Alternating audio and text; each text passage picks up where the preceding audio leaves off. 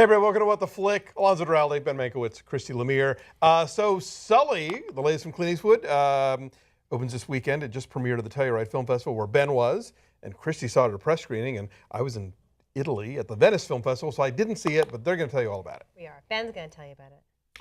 So this is the story, as you probably know, in January of 2009, a U.S. Airways jet forced to land on the Hudson. You think that is the whole story of Chesley. Sullenberger. Right? It's Sully. It's Sully. Nobody did anything except call him Sully 1,000 times in this movie. Of Chesley Sullenberger, the pilot, veteran, 40 years flying planes, who landed the plane on the Hudson. And so I've heard many people in reacting to knowing that this movie coming out. Why am I going to see this movie? I know what happens. You land on the Hudson. It's 10 minutes, right? Everybody lives. 208 seconds. He's a hero. 208 seconds. That's right. He's a big hero. But it turns out there was much more to the story, and it is compelling. The rest of that story. Here's a look.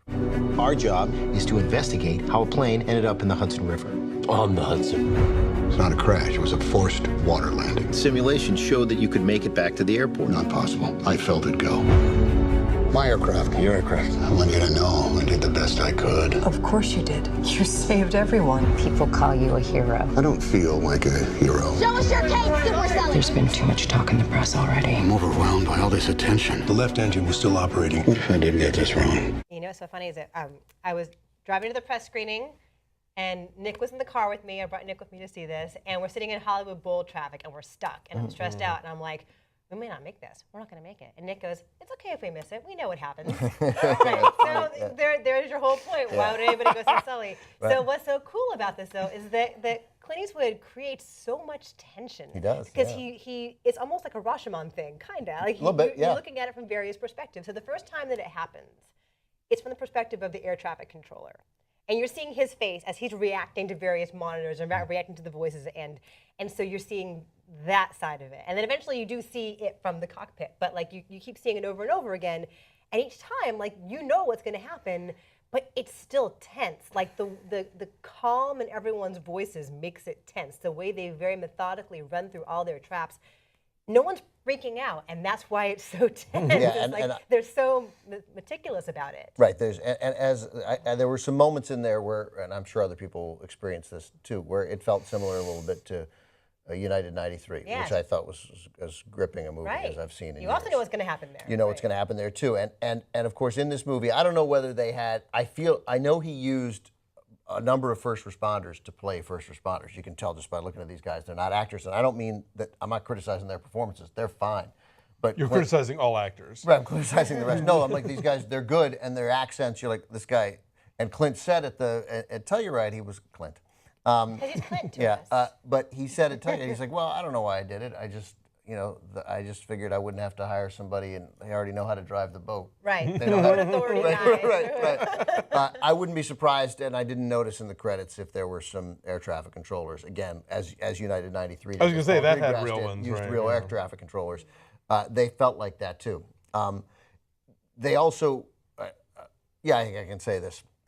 There are a couple of alternative shots too of like what would have happened. Like nightmare scenarios. The nightmare sensarios that also, I think, really added a great deal to that tension, was because it was a very real depiction of, what would have happened if you tried to go back to the airport, and they're like, oh, God. Right, so they're, and those are handled in a realistic way, and it just works. And mostly what happens in this movie is just, I think, full through credits is 96 minutes long. It's lean. I mean, nice. and it gets in with a nightmare scenario in the first minute, and bang, you're like, oh wow, hey, we're watching a movie, and they don't waste a lot of time. I mean, what's great is that there's a way to do this movie. Laura Linney plays his wife brilliantly, of course, but they could easily have had him leave that morning from their home, wherever the hell that is, to fly to Danville, California. Well, basically the opening of Captain Phillips. That's right. Right. We could have gone. We could have had. That's right. Exactly. We could have had this endlessly long moment before we get to the part that we. But none of that. They talk on the phone. He's there. He's on the plane. Okay. He's on.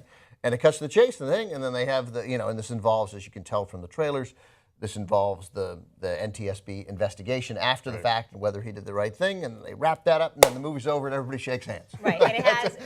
I don't want to ruin it. It has like the best last line in a movie I've seen in a really long time. It wraps up perfectly. I have a question. Did either of you guys see it in IMAX? Yes. Because I hear that's I did not. that's worth it in this case. Yeah, Like, probably and really also, well done. Since we know the difference between IMAX and FOMAX, Limax, and you are yes. so careful to always know the difference. We saw it at Universal.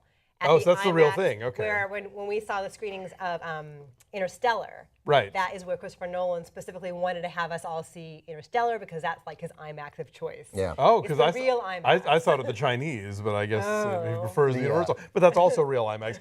A lot of AMC theaters will give you that squatty, not quite IMAX, so It's don't be big. fooled. Yeah, no, it's big, and the effects are really cool. And I was thinking about it afterward, like Clint Eastwood movies that have a lot of visual effects in them that aren't.